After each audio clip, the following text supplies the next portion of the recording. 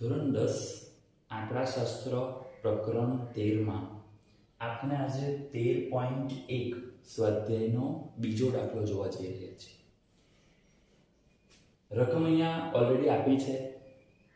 દૈનિક વેતન આપણને અહીંયા વર્ગ આપેલા છે 500 થી 520, 520 થી 540 એ રીતે 600 સુધી. કારીગરોની સંખ્યા જે આપણી આવૃત્તિ બની જશે. અહીંયા હું મેન્શન કરી દઉં કે આ જે છે એ વર્ગ છે, આ જે છે એ આવૃત્તિ છે. હવે આપણે જાણીએ છીએ એમ કે મધ્યક શોધવાની કુલ 3 રીત છે. એક છે સીધી રીત, બીજું ધારેલા મધ્યકની રીત અને ત્રીજું પદ વિચલનની રીત. આ દાખલાને આપણે પદ વિચલનની રીતથી જોવા જઈ રહ્યા છીએ.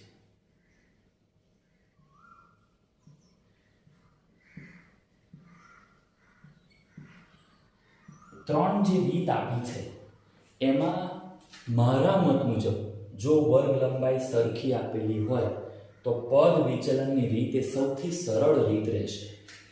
હું અહીંયા દર્શાવી દઉં કે પદ વિચલનની રીતનું સૂત્ર છે x બાર બરાબર a plus sigma fi ui છેદમાં સિગ્મા fi ગુણ્યા h.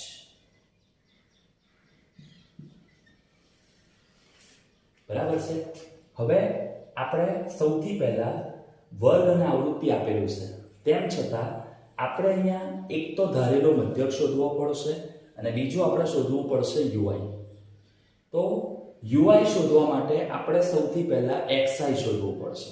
આપણે શરૂઆત xi થી કરીએ. xi કઈ રીતે શોધી શકાય?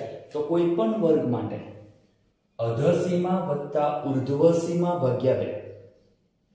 અધર સીમા 500, ઉર્ધ્વ સીમા 520 ભાગ્યા 2 બંનેનો સરવાળો કરશો એટલે 1020 ભાગ્યા 2 કરશો એટલે તમને જવાબ મળી જશે 510. ત્યાર પછી 520 વત્તા 540 ભાગ્યા 2 એટલે તમને જવાબ મળી જશે 530. આ રીતે તમે દરેક વર્ગ માટે xi શોધી શકો છો. ઓકે, હવે ui કઈ રીતે શોધવાનું? તો ui શોધતા પહેલા આપણે xi માંથી મધ્યક ધારવો પડશે. અહીંયા જે xi માં કુલ આપણને 5 એન્ટ્રી આપેલી છે. xi ધારવા માટે ધારવા માટે મધ્યક ધારવા માટે આપણી પાસે સૌથી સારી એન્ટ્રી છે કે જે મિડલમાં હોય. આ 5 માંથી સૌથી સારી જે એન્ટ્રી મિડલમાં હોય તો એ છે 550 કે જેને આપણે a તરીકે ધારી લઈશું. હવે આપણે ui શોધીશું. તો ui શોધવા માટેનું સૂત્ર છે xi - a છેદમાં h. xi - a છેદમાં h. અહીંયા તમે જોશો કે આપણે સૂત્રને થોડું સાદું રૂપ આપીએ તો xi એ આપણે ઓલરેડી ધારી લીધો છે જેની કિંમત છે 550 છેદમાં h. h એટલે કે વર્ગ લંબાઈ. અહીં તમે જોઈ શકો છો કે વર્ગ લંબાઈ છે 20. હવે આ દરેક જે એન્ટ્રી છે 1 2 3 4 અને 5 પાંચે 5 એન્ટ્રી માટે આપણે આ સૂત્ર મુજબ ui ની ગણતરી કરીશું.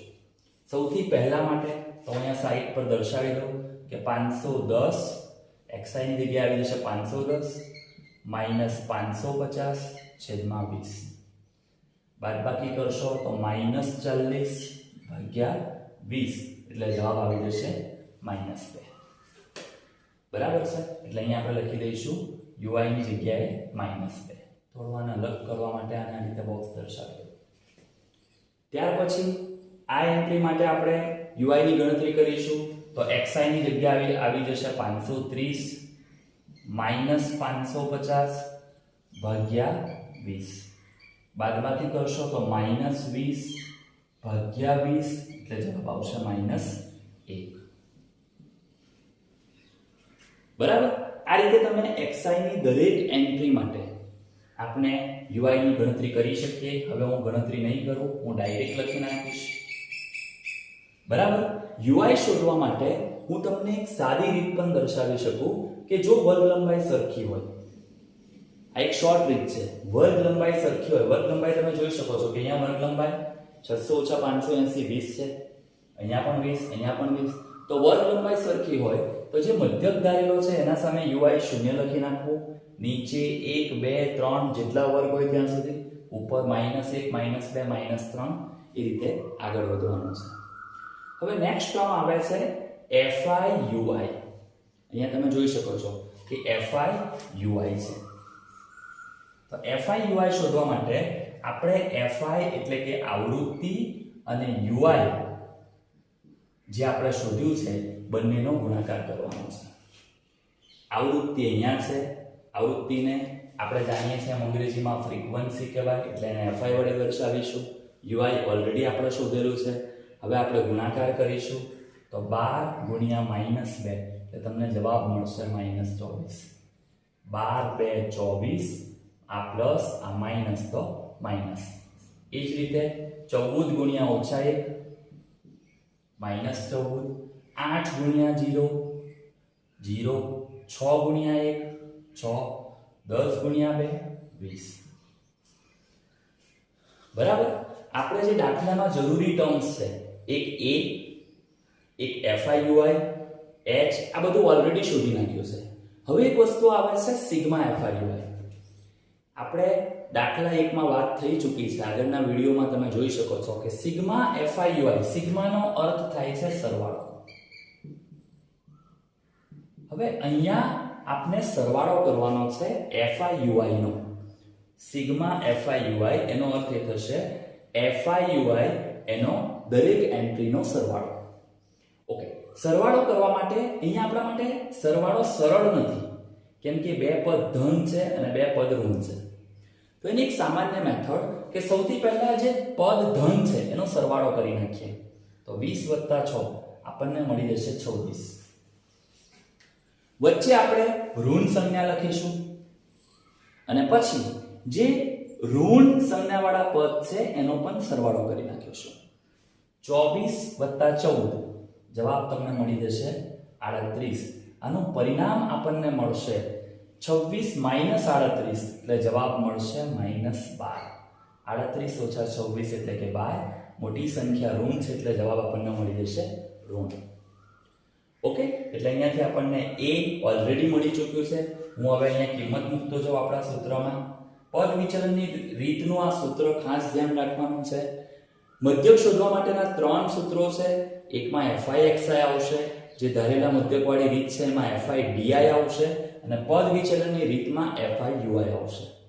ઓકે, હવે એ આપણે ધારી લીધું છે 550 વત્તા સિગ્મા FI/UI આપણને મળી ગયું છે -12. ઋણ હોવાને કારણે હું એને કૌંસમાં લખીશ. છેદમાં છે સિગ્મા FI. હવે આપણે સિગ્મા FI ની ગણતરી કરવી પડશે. સિગ્મા FI, સિગ્મા એટલે સરવાળો, પરંતુ કોનો? FI નો, આવૃત્તિનો સરવાળો કરીશું તો 2 + 4 6, 14 20,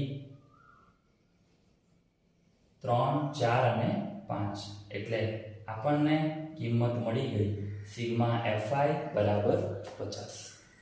એટલે અહીંયા આપણને કિંમત મળશે 50 અને ગુણ્યા H, H એટલે કે વર્ગ લંબાઈ 600 - 580. કોઈ પણ વર્ગ માટે વર્ગ લંબાઈ સમાન છે એટલા માટે જ આપણે આ રીત આપણને વાપરવી સહેલી પડશે. તો અહીંયા આપણે વર્ગ લંબાઈ આપણને મળી જશે 20. વિદ્યાર્થી મિત્રો, ખાસ આ દાખલામાં જે ભૂલ જાય છે, એક સિગ્મા FI/UI શોધવામાં કે આપણે બધાનો સરવાળો કરી દઈએ છીએ, એ ખોટું પડશે. બીજું, અહીંયા જે કિંમત લખી છે અહીંયાથી સાદુરૂપ આપવામાં આપણી ભૂલ જાય છે.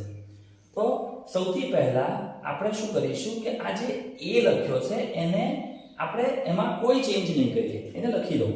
જ્યાં સુધી આ બધી કિંમતનું સાદુરૂપ ના આવી જાય ત્યાં સુધી આમાં આપણે કોઈ છેડછાડ નહીં કરીએ.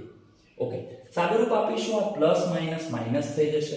હવે આનું સાદુરૂપ આપીશું તો 0 0 બરાબર છે, આ ગુણાકારમાં છે, આ છેદમાં છે, ભાગાકારમાં છે. હવે 12 2 24 અને છેદમાં આવી જશે 5. 24 ને 5 વડે ભાગીશું આપણે ભાગાકાર સાઈડ ઉપર દર્શાવી શકીએ છીએ, પરંતુ અત્યારે હું આગળ વધીશ તો 24 ને 5 વડે ભાગીશું તો તમને જવાબ મળી જશે 4.8.